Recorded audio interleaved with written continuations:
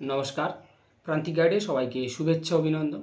আজ আমি নিয়ে এসেছি কলকাতা বিশ্ববিদ্যালয় BA third semester Bangla honours বা মেজর SEC 3 পেপারের সাজেশান। এই পেপারে রয়েছে ব্যবহারিক বাংলা 2। এই ব্যবহারিক বাংলা 2 বা SEC 3 পেপারের সাজেশানটা দিয়ে দিচ্ছি, অবশ্যই সংগ্রহ করবে। যারা 2026 সালে ফাইনাল এক্সাম দেবে তাদের জন্য এই সাজেশান। প্রান্তিক গাইডের সাজেশান বেস্ট কোয়ালিটি নাম্বার 1। প্রান্তিক গাইডের সাজেশান ফলো করলে অন্য কোনো সাজেশান ফলো করার প্রয়োজন পড়বে না। আমি যেগুলো দেবো শুধুমাত্র সেগুলোই ফলো করে যাবে। আমি সবসময় টার্গেট দিই 80 থেকে 85% মার্কস। 80 থেকে 85% মার্কস যদি পেতে চাও অবশ্যই আমার কথাগুলো মনোযোগ দিয়ে শুনবে। প্রান্তিক গাইডের সাজেশান ফলো করলে অন্য কোনো সাজেশান ফলো করার প্রয়োজন পড়বে না। চ্যানেলের সঙ্গে থাকো, সাবস্ক্রাইব করে রাখো, বন্ধুদেরকে শেয়ার করো। আর কার কী প্রয়োজন অবশ্যই আমাকে কমেন্টস করে জানাবে। আর যারা প্রান্তিক গাইডে অনলাইন ক্লাস করতে চাও বা নোটস সংগ্রহ করতে চাও স্ক্রিনে দেওয়া নাম্বারে যোগাযোগ করবে। প্রান্তিক গাইডের সাজেশান নোটস বেস্ট কোয়ালিটি, অবশ্যই সাকসেস হবে, ভালো নাম্বার পাবে।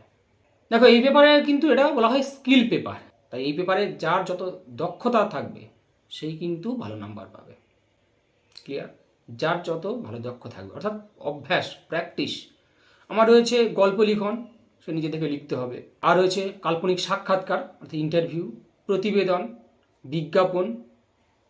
এগুলো প্র্যাকটিস করো, খুব সুন্দর করে প্র্যাকটিস করো।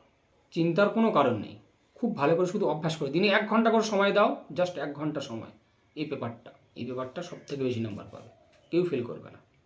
আমি কথা দিচ্ছি, আমি যে সাজেশনগুলো দিয়েছি অর্থাৎ DSCC 3 দিয়ে দিয়েছি, DSCC 4 দিয়ে দিয়েছি, দেখে নেবে। লিঙ্কও আমি ডেসক্রিপশন বক্সে দিয়ে রাখবো। ডেসক্রিপশন বক্স থেকে লিঙ্ক ক্লিক করে অবশ্যই দেখে নিও DSCC 3 আর DSCC 4। আর এই সাজেশনটা দিয়ে দিচ্ছি, এটাও সংগ্রহ করো।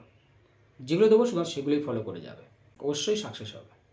তাহলে যেগুলো বললাম সিলেবাস অনুযায়ী সেগুলো প্র্যাকটিস করো, অভ্যাস করো, নিজস্ব স্কিল তৈরি করো। নোটসের কোনো প্রয়োজন পড়বে না, প্রয়োজনও নেই।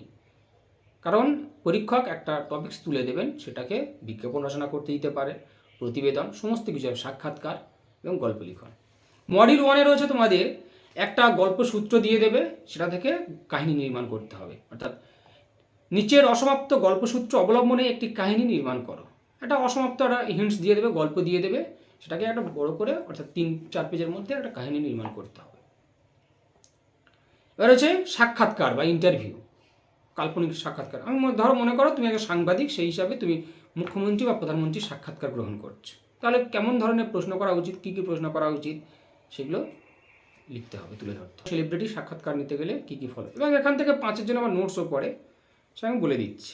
চিত্রনাট্য নির্মাণ, একটা গল্প দিয়ে দেবে, সেখান থেকে অ্যাজ এ পরিচালক হিসাবে, প্রডিউসার হিসাবে কীরকমভাবে তুমি কাহিনীটাকে নির্মাণ করবে, চলচ্চিত্রটাকে নির্মাণ করবে, সেটা আমি বলবো। তোমরা সাক্ষাৎকার আর গল্পসূত্র থেকে কাহিনী নির্মাণ দুটোর উপর খুব ভালো করে জোর দাও।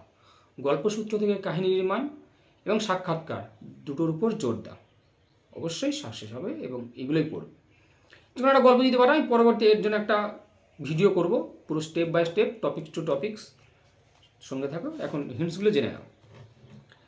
মডেল 2-তে রয়েছে ছাপা মাধ্যম ও বৈদ্যুতিন মাধ্যমে বিজ্ঞাপন তৈরির সাদৃশ্য বৈসাদৃশ্য। বিজ্ঞাপন কি, বিজ্ঞাপনের শ্রেণী বিভাগ, বিজ্ঞাপন রচনা করতে গেলে কী কী রুলস অ্যান্ড রেগুলেশন প্রয়োজন বা নিয়ম, বিজ্ঞাপনের কৌশল, বিজ্ঞাপন রচনার সময় কোন কোন বিষয়ের উপর গুরুত্ব দিতে হবে, বিজ্ঞাপন রচনার সময় কোন কোন বিষয়ের উপর গুরুত্ব দিতে হবে, আধুনিক বা বর্তমান সময়ে বিজ্ঞাপনের প্রয়োজনীয়তা বা অবদান, খুব গুরুত্বপূর্ণ, বিজ্ঞাপনের প্রয়োজনীয়তা বা অবদান, বিজ্ঞাপনের ধরন, যে কোনো 2 প্রকার বিজ্ঞাপন সম্পর্কে আলোচনা করো, বিজ্ঞাপনের মাধ্যম, কী কী মাধ্যম, এবং একটা অ্যাডভার্টাইজ করতে দাও। মনে করো ধরো এই পেনটা, তুমি একটা নতুন পেন, এবং সব ক্ষেত্রে নতুন কোম্পানি হতে হবে বিজ্ঞাপনের ক্ষেত্রে, বোঝা গেছে? বিজ্ঞাপনের ক্ষেত্রে নতুন কোম্পানি হতে হবে। যে কোম্পানিটা বাজারে চলছে সেই কোম্পানির নাম নিলে হবে না, তাহলে একটা হেডলাইন করতে হবে এবং কী কী রুলস ফলো করতে হবে। একটা বিজ্ঞাপন করতে দেবে 5-এর জন্য, একটা তুমি নতুন একটা বাজারে পেন লঞ্চ করছো, তার জন্য কী ধরনের বিজ্ঞাপন হওয়া উচিত সে নিয়ে একটা বিজ্ঞাপন লেখো, ছোটো করে বক্স করে সুন্দর করে লিখতে। এবং পেনের যদি পড়ে তাহলে পেনের ছবি আঁকতে হবে, অবশ্যই আঁকতে হবে ছবি। আমাদের প্রত্যেকটা বিজ্ঞাপনের ছবি দেখা, ছবি না দিলে কী করে বুঝবে, অবশ্যই ছবি আঁকতে হবে। তাহলে বিজ্ঞাপন থেকে এই নোটসগুলো করবে। এবারে প্রতিবেদন, একটা যেটা সবথেকে গুরুত্বপূর্ণ, লেখা যায় প্রতিবেদন।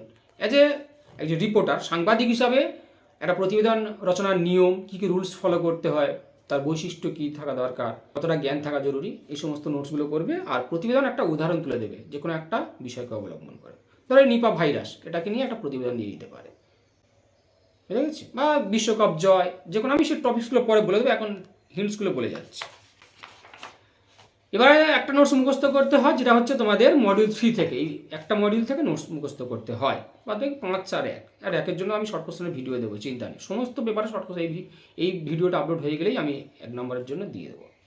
এখানে রয়েছে তোমাদের ক্ষুধিত পাষাণ, বাড়ি থেকে পালিয়ে আর পথের পাঁচালী। এই 3টে যে গ্রন্থ রয়েছে, মূল গ্রন্থ, সেটাকে অবশ্যই আগে পড়বে। তারপরে সিনেমাগুলো দেখে নেবে, সিনেমাগুলো, চলচ্চিত্রগুলো আগে দেখো, তাহলে দুটো দেখলে তোমাদের কাজ কমপ্লিট হয়ে যাবে। এবং সিনেমা দেখার সময় পরিচালক, অভিনেতা অভিনেত্রীর নাম, সঙ্গীত পরিচালক, মূল কাহিনীকারকে, সমস্ত ডিটেলস নাম দেখানোর সময় যেগুলো দেখাবে সব খাতায় নোট করবে, ওখান থেকে কোশ্চেন আসে। তাহলে এখান থেকে আমি বলবো যে কোশ্চেনটা খুব ভালো করে করবে, পথের পাঁচালী সুপার করে করো। পথের পাঁচালী থেকে কোশ্চেন লিখে নাও, বিভূতিভূষণ বন্দ্যোপাধ্যায়ের পথের পাঁচালীর সঙ্গে সত্যজিৎ রায়ের পথের পাঁচালী চলচ্চিত্রের তুলনামূলক আলোচনা বা পর্যালোচনা। বিভূতিভূষণ বন্দ্যোপাধ্যায়ের পথের পাঁচালীর সঙ্গে সত্যজিৎ রায়ের পথের পাঁচালী চলচ্চিত্রের তুলনামূলক পর্যালোচনা। অথবা মানে একটাই নোটস মুখস্থ করো প্রত্যেকটা দেখো, আর কিচ্ছু প্রয়োজন, আমি কোশ্চেনগুলোকে জাস্ট তুলে ধরছি। পথের পাঁচালী সিনেমাটির চলচ্চিত্রায়ন সংক্রান্ত প্রাসঙ্গিক তথ্যগুলি আলোচনা করো, চলচ্চিত্রায়ন সংক্রান্ত প্রাথমিক তথ্যগুলি আলোচনা করো। বাড়ি থেকে পালিয়ে গল্প এবং তার চলচ্চিত্রায়িত রূপের একটি তুলনামূলক পর্যালোচনা করো। বাড়ি থেকে পালিয়ে গল্প এবং তার চলচ্চিত্রায়িত রূপের একটি তুলনামূলক পর্যালোচনা করো। এবার যাও ক্ষুধিত পাষাণটা খুব ভালো করে করবে, আমি লাস্ট মিনিট ফাইনাল সাজেশন দেবো। দেখো, প্রান্তিক গাইডের লাস্ট মিনিট ফাইনাল সাজেশন কেউ মিস করবে না, কিন্তু এটা আমি বলে রাখছি।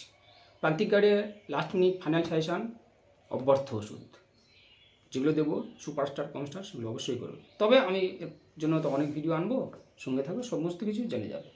ক্ষুধিত পাষাণ খুব ভালো করে করো। ক্ষুধিত পাষাণ একটা নোটস মুখস্থ করো, যে কোনো। প্রশ্নটা হলো, রবীন্দ্রনাথ ঠাকুরের ছোট গল্প ক্ষুধিত পাষাণ ও তপন সিংহ পরিচালিত ক্ষুধিত পাষাণের পার্থক্য বা সাদৃশ্য বৈসাদৃশ্য বা তফাৎ বা ফারাকগুলো। রবীন্দ্রনাথের ছোট গল্প ক্ষুধিত পাষাণ ও তপন সিংহ পরিচালিত ক্ষুধিত পাষাণের তফাৎ, ফারাক বা পার্থক্য, সাদৃশ্য বৈসাদৃশ্য। মোটামুটি এই একটা নোটস মুখস্থ করো, কমপ্লিট। তাহলে 15-এর জন্য এইগুলো দিলাম। পরবর্তী একটা ভিডিওতে 5-এর জন্য 5-এরগুলো দিয়ে দেবো। 5-এরগুলো একটু আলোচনা করার প্রয়োজন রয়েছে, কনসেপ্টটা হলে হয়ে যাবে। চ্যানেলের সঙ্গে থাকো, সমস্ত কিছু হেল্প পেয়ে যাবে। প্রান্তিক গাইড তোমাদের সেবায় রয়েছে, পাশে রয়েছে। কার কী প্রয়োজন অবশ্যই কমেন্টস করে জানাবে। যারা নোট সংগ্রহ করতে চাও বা অনলাইন ক্লাস করতে চাও, অবশ্যই স্ক্রিনে দেওয়া নম্বরে যোগাযোগ করবে।